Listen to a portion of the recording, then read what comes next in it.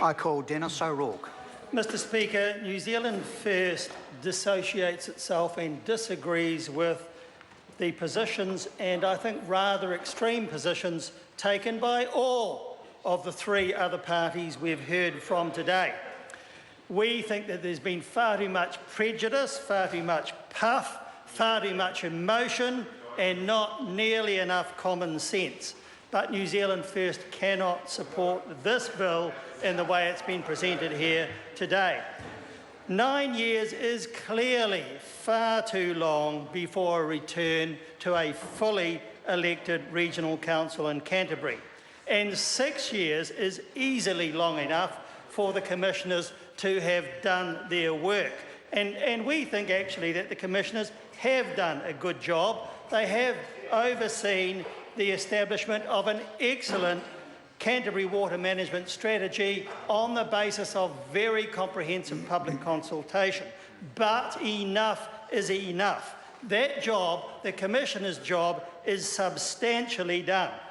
And the strategy is now firmly in place, providing order and direction and properly balances economic development with sustainable freshwater objectives. It is time for the Commissioners to leave. Their job is done. Now, the Minister claims that a partially appointed council is needed so that the Commissioners can complete their work. Well, that's poppycock, Mr Speaker, because there is little or nothing left for them to do. And there is no way of going back now that the strategy is in place. And, for example, the Central Plains Water Scheme, by far the largest in New Zealand, its stage 1 is already operational, and construction of stages 2 and 3 will commence this year. That's how far we've gone over the last 6 years. And other schemes are being properly processed under the strategy. Environmental parameters and limits have been set, including nutrient allocations, and Central Plains Water established its benchmark, for example, its benchmarks almost 2 years ago, against which its performance will be closely monitored, not just by ECAN, but by a variety of other parties as well.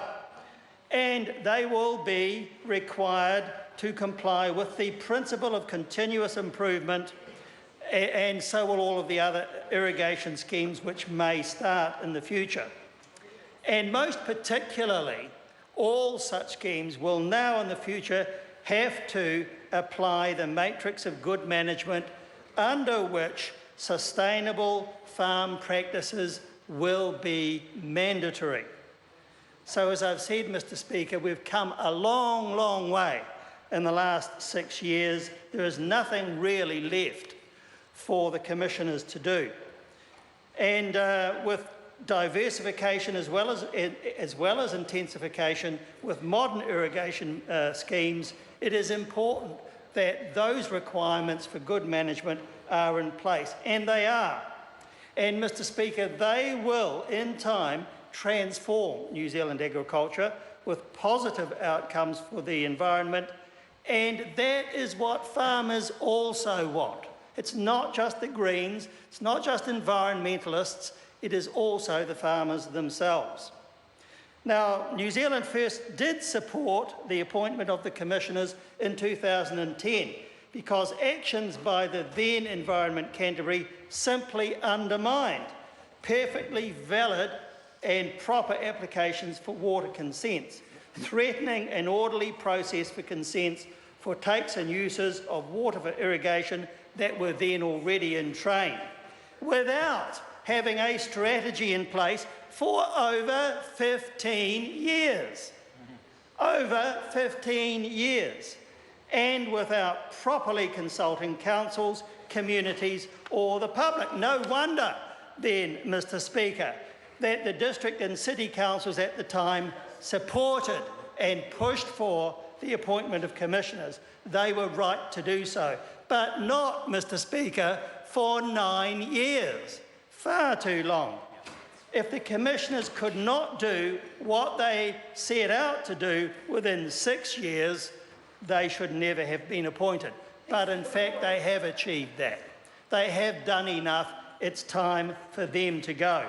Local government is fundamentally about representative democracy. So where commissioners are needed, and they were needed in that case, the term must be short. And a mixed elected and appointed ECAN, in fact, is the worst of both worlds, because it is neither genuinely representative of the people of the region, nor would it be an entity with any political independence either. A worse system could not possibly be imagined. Inevitably, a them and us attitude will develop on that council, and that will not be positive.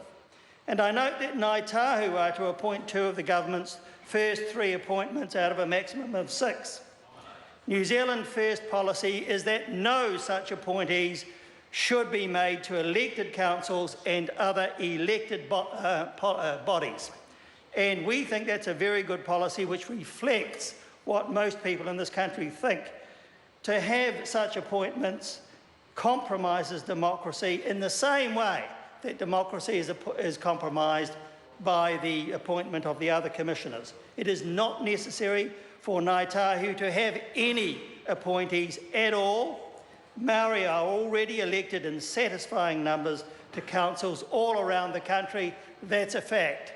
New Zealand First opposes the bill for that reason as well. And the bill, Mr Speaker, does nothing to sort out the real issues with ECAN, and there have always been 4 problems we've had to deal with. One is that in 2010 there was a lack of a properly developed strategic plan for fresh water in Canterbury, and ECAN's process then was nothing less than shambolic. It did not reflect local values or needs, and it did not bring local councils or communities with it. It needed to go, it should have gone, and it did go. Nobody really ever had any confidence that that elected ECAN would actually get anywhere with a water management strategy for Canterbury. Applicants for water consents had to operate in a vacuum, and that was the fault of Environment Canterbury up until 2010. And thirdly, to make matters worse, its management acted like a law unto itself, would not listen to people, and gave very poor advice, in my opinion. Fourthly and lastly, there is an inherent problem of an urban versus rural schism in Canterbury because of the urban population dominance of Christchurch, with urban attitudes and little understanding of agriculture and rural issues. So that's something that this bill simply doesn't address. And New Zealand First thinks that we need a much more comprehensive review of how regional governance should be carried out for the future in Canterbury. That hasn't happened. It does need to happen. But in the end, Mr Speaker, it is wrong to treat Canterbury as different from other regions for so long. The government claimed that a stable ECAN with specialist skills are needed. But you get that through elected regional councils. You see it all around the country. Good people elected because they have the skills. So all this nonsense about the skills required for management of fresh water, local authority governance, tikanga Māori, and knowledge of Canterbury region and its people are all things that elected people can deliver. So that's no reason. The reasons given by the government are no reason for a continuation of any appointed commissioners for ECAN in the future. So finally, Mr Speaker, New Zealand First cannot support the bill. It cannot support this unelected body going on for so long. It will be dysfunctional. It doesn't address the real issues, and it's time the government stopped and took a long, hard look at what is really needed for Canterbury.